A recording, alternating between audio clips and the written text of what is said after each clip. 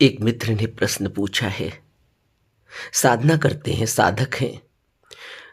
प्रश्न पूछते हैं कि कायानुपश्यना विपश्यना का सबसे पहला अंग है और हम कायानुपश्यना को ही अच्छी तरह से नहीं कर पाते, क्योंकि पहली बात तो इतना वक्त ही नहीं मिलता। सुबह का थोड़ा वक्त मिलता है, शाम को थके हारे आते हैं, कोशिश करते हैं वक्त निकालने की, कभी वक्त निकालते हैं, लेकिन कायानुपश्यना में पूरा वक्त दे नहीं पाते। जब कायानुपश्यना ही नहीं हो पाती तो बाकी विपश्यना के और अंगों में हम कैसे ध्यान कर पाएंगे। कायानुपश्यना को आप ऐसे समझाएं कि हम अपने रोजमर्रा के जीवन को जीते हुए भी, अपने डेली रूटीन को फॉलो करते हुए भी कायानुपश्यना कर सके। क्या कोई ऐसा तरीका है?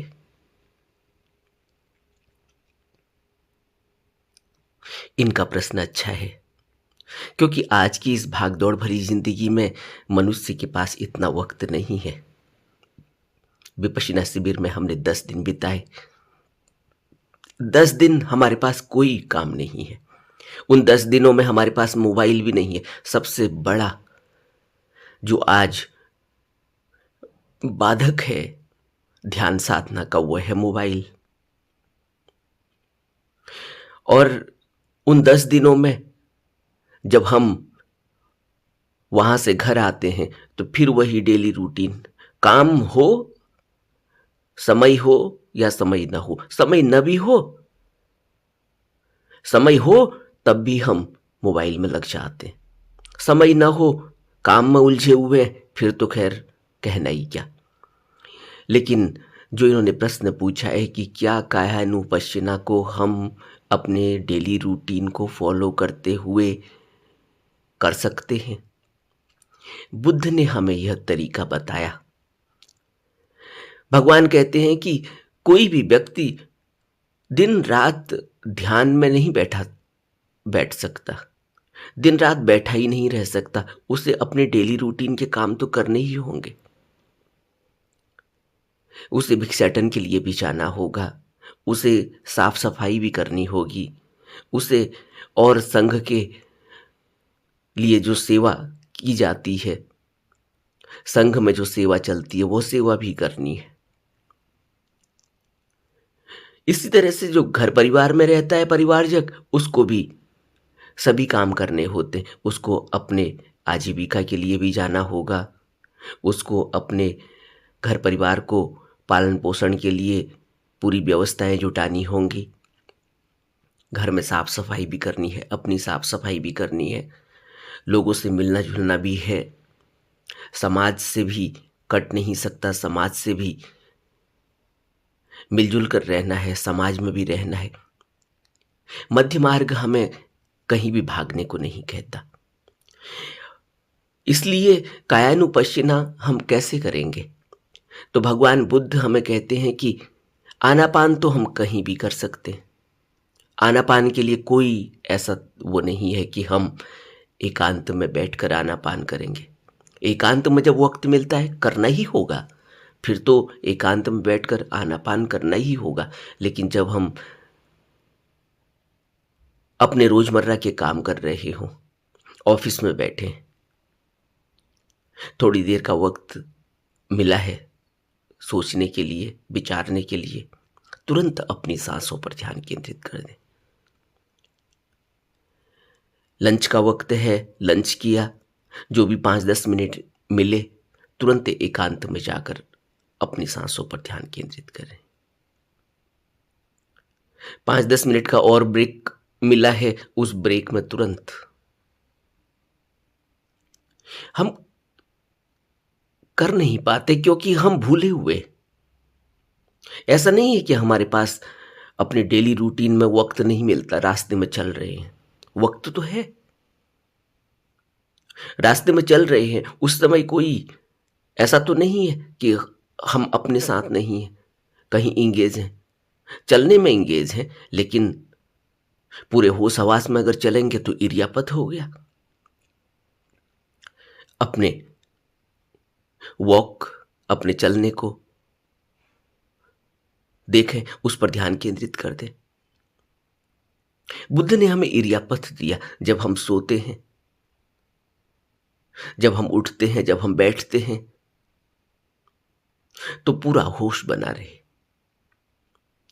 इरियापथ को हमने पूरे डिटेल में एक वीडियो बनाया हुआ है, उसको आप डिस्क्रिप्शन में जाकर लिंक को क्लिक करके, सभी वीडियोस के डिस्क्रिप्शन में लिंक लगे हुए हैं। सबसे नीचे डिस्क्रिप्शन को स्क्रॉल करेंगे, सबसे नीचे लिंक लगे हुए, उसमें विपश्यना मेडिटेशन का एक प्लेलिस्ट है।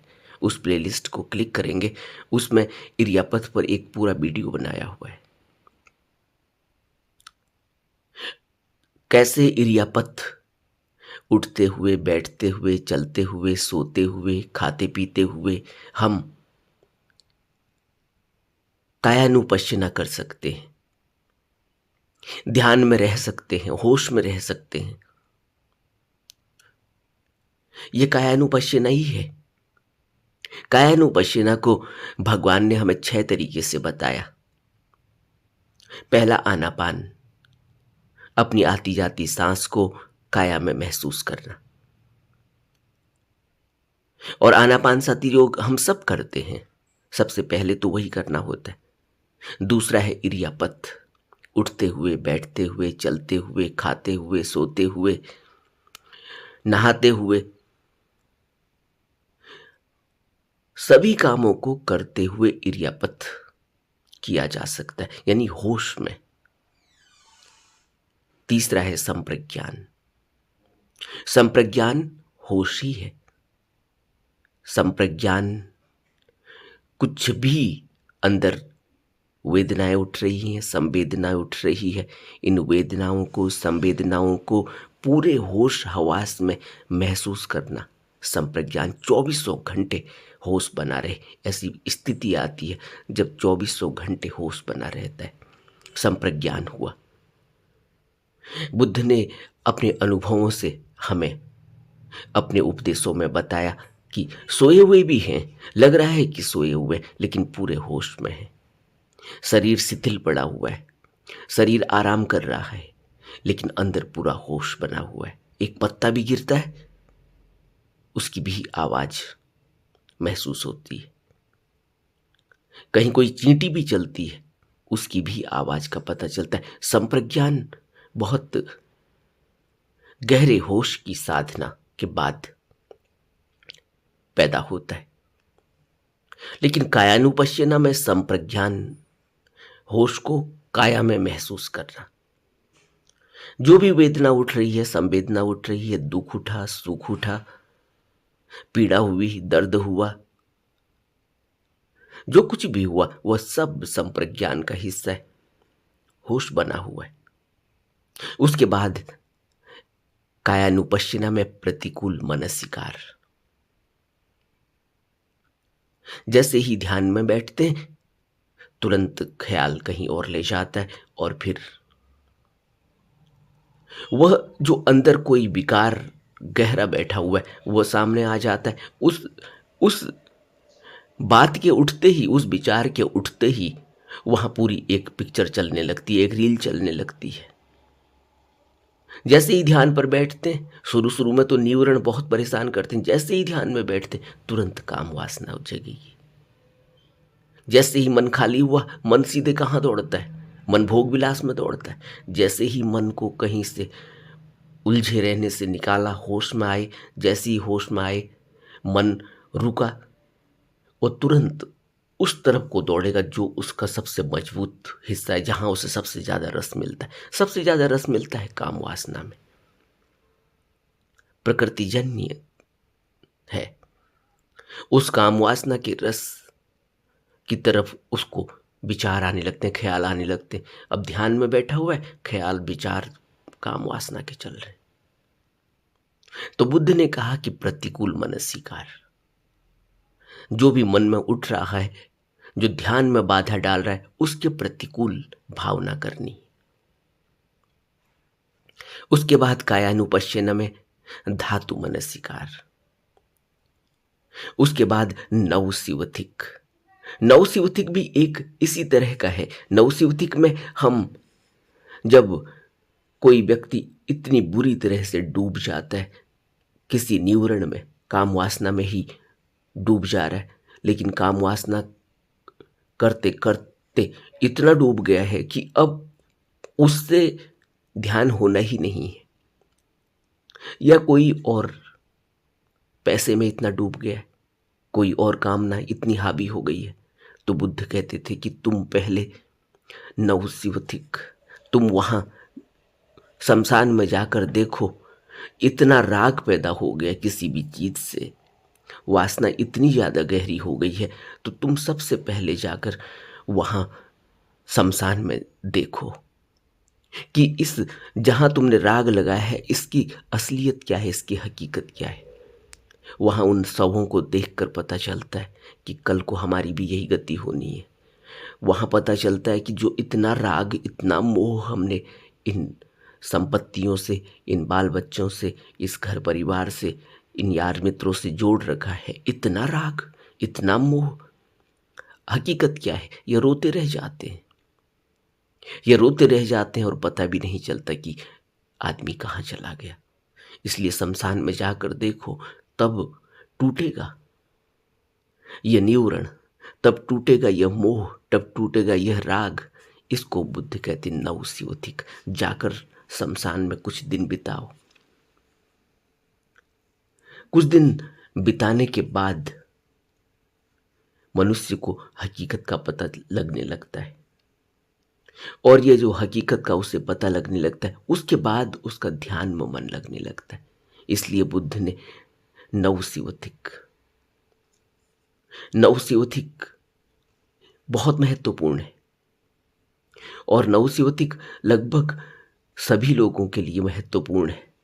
और ऐसा नहीं है कि हम नहीं जाते, हम जाते भी हैं शमशान में, किसी को लेकर जाते हैं, जाकर उसको जला आते हैं, लेकिन वहां जाकर भी हम अपने को भरमा लेते हैं। और नवसिवथिक से पहले मैंने बात बताई थी धातु मनसिकार की। यह जो धातु मनसिकार है, यह शरीर के बारे में गहरा अवलोकन है कि यह जो शरीर है, यह शरीर 4 धातुओं से मिलकर बनता है। इससे रूप बनता है। पृथ्वी धातु है, जल धातु है, अग्नि धातु है, वायु धातु है। इन 4 धातुओं से मिलकर यह शरीर का निर्माण होता है। शरीर में जो कुछ भी ठोस है, यह पृथ्वी धातु है, जैसे हड्डियां। और जो कुछ भी प्रवाहमान है, पसीना निकल रहा है, पेशाब निकल रही है, यह सब जल धातु है। रक्त है, यह सब जल धातु है। और अंदर जो सर्दी गर्मी हो रही है, यह अग्नि धातु है। और अंदर जो गैस बन रही है, वो वायु धातु है। सांस ले रहे हैं, सांस वापस आ रही है। इन 4 धातुओं से मिलकर यह शरीर बनता है। इसलिए इस शरीर को अच्छी तरह से हमें इसका अनुभव भी करना है। अगर इस शरीर का हमें अच्छे से अनुभव नहीं होगा, तो फिर हम धातु मनसिकार से अज्ञानी ही रह जाएंगे। और धातु मनसिकार को अच्छी तरह से नहीं जानने की वजह से हम इसको अपना समझ ले रहे हैं। हम यह समझ रहे हैं कि यह मेरा शरीर है। यह धातु मनसिकार को समझने का अर्थ यह है कि अपने अंदर से यह भावना निकले, अपने अंदर से यह अहंकार, यह मैं, यह ईगो निकले कि मेरा शरीर बड़ा बलवती है, मैंने अपना शरीर ऐसा बनाया है, मेरा शरीर इतना खूबसूरत है। बुद्ध कहते हैं इस शरीर की कोई हकीकत नहीं है, ये इन 4 धातुओं से मिलकर बनता है। और ये 4 धातुएं आपस में जैसे भी इनका बैलेंस बिगड़ता है, वैसे ही शरीर पर फर्क आना शुरू हो जाता है। और वक्त आते आते इन 4 धातुओं की 4 धातुएं सिकुड़ने लगती है। इनके सिकुड़ते ही ये शरीर भी सिकुड़ने लगता है, और एक स्थिति आती है कि ये शरीर गिर जाता है। इसमें से ये 4 धातुएं फिर प्रकृति में विलीन हो जाती है। कोई हकीकत इस शरीर की है नहीं। हम इस शरीर से राग जोड़ लेते हैं, मोह जोड़ लेते हैं। कायानुपश्यना को अच्छी तरह से समझने के लिए हमें इन 6 बातों को अच्छे से अपने में अंदर गहरे में मनन चिंतन के जरिए समझना होगा। जब हम इन 6 बातों को अपने अंदर गहरे में समझ लेंगे, चिंतन करेंगे, मनन करेंगे, इनका अभ्यास करेंगे, अभ्यास से पता चलता है। अब मैंने कहा धातु मनसिकार, अब हमें अभ्यास करते हैं धातु मनसिकार का, अपने शरीर के अंदर चिंतन मनन करते हैं, इसको अवलोकन करते हैं शरीर का। कायानुपश्यना में हम शरीर का अवलोकन करते हैं। अवलोकन में हमें शरीर की उन नाड़ियों का, उन नसों का, उन हड्डियों का पता चलता है। वहाँ हम अपने ध्यान को एकत्रित करते, केंद्रित करते हैं, तो इस शरीर की हकीकत का पता चलता है कि इसमें जो ठोसपन है यह पृथ्वी धातु है, इसमें जल धातु है। पसीने का पता चल रहा है, पता तो वैसे भी चलता है, लेकिन कभी हमने ध्यान लगाया ही नहीं कि शरीर की हकीकत क्या है। अभी पसीना निकलना बंद हो जाए, अभी पेशाब निकलना बंद हो जाए, शरीर अभी गिर सकता है, इस शरीर की अभी मौत हो सकती है। इसमें से ये 4 बैलेंस जब भी बिगड़ जाएंगे, जब भी इनमें से किसी एक की कमी हो जाएगी, तभी इस शरीर की दुर्गति होनी शुरू हो जाएगी। कायानुपश्यना को हमने इस तरह से भी देखना है। कायानुपश्यना को हमने सिर्फ इसी तरह से नहीं देखना कि हम आनापानसति करते हैं, फिर कायानुपश्यना में अंग प्रत्यंग का निरीक्षण कर रहे हैं, हो गई कायानुपश्यना। नहीं, कायानुपश्यना में धातु को भी देखना बहुत जरूरी है, धातु का चिंतन मनन करना भी जरूरी है, धातु के बारे में पूरी जानकारी भी जरूरी है। और इतना होश बना रहना चाहिए कि धातु मनसिकार जो हमारे शरीर के अंदर है, यह हमें प्रकृतिजन्य है, यह प्रकृति से मिली भी, इसमें अपना मैं जैसा कहने वाला कुछ है नहीं। अभी सूरज की रोशनी न मिले, अभी इसमें ताप न रहे, अभी इसमें अग्नि न रहे, अभी शरीर गिर जाएगा। इसमें पानी न रहे, पानी न मिले, अभी शरीर गिर जाएगा। इसमें हवा न मिले, हवा न रहे, अभी शरीर गिर जाएगा। यह सब कुछ ही हमें प्रकृति से मिला हुआ है, इसमें हमारा मैं मेरा कहना जैसा कुछ भी नहीं है। इसलिए बुद्ध कहते हैं कि कायानुपश्यना जब हम करते हैं तो हमें धातु मनसिकार को बहुत अच्छे से होशपूर्वक चिंतन मनन और उसका निरीक्षण करना चाहिए। हवा का एहसास हो रहा है शरीर में, यह वायु धातु है। पानी का अनुभव हो रहा है शरीर में, यह जल धातु है। अग्नि का ताप का, शरीर की गर्मी का पता चल रहा है, यह अग्नि धातु है। और यह शरीर मिट्टी से बना हुआ है, इसमें चमड़ी है, इसमें स्थूल जितना भी है, हड्डी है, मांस है, यह सब पृथ्वी धातु है। इसमें कुछ भी ऐसा अहंकार करने जैसा नहीं है।